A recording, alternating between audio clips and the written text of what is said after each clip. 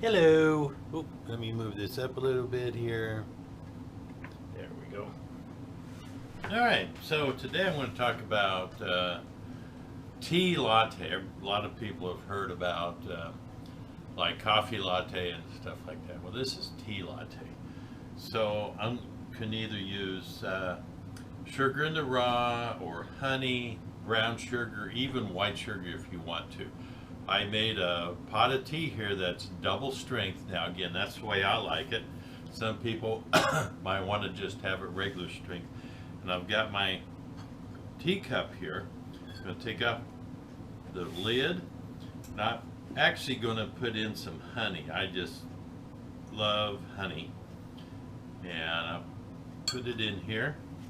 And I apologize, I've got the hiccups right now. And I'm going to pour about 2/3 full of tea. I'm going to stir this up a little bit to get the honey all melted. If you want to make it a little bit stronger, you can use less milk, you can use cream. I actually like cream myself, and I use whole milk. Okay, it's almost all melted. Now this is just regular whole milk. I'm going to pour in about 1/3 full, and I actually warmed it up in the microwave. If you have a steamer, you can go ahead and use a steamer.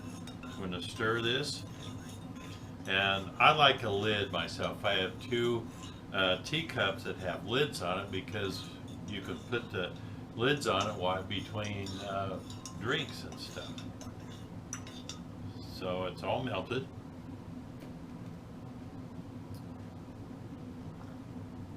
Ooh, that's hot, but this is the way I like it.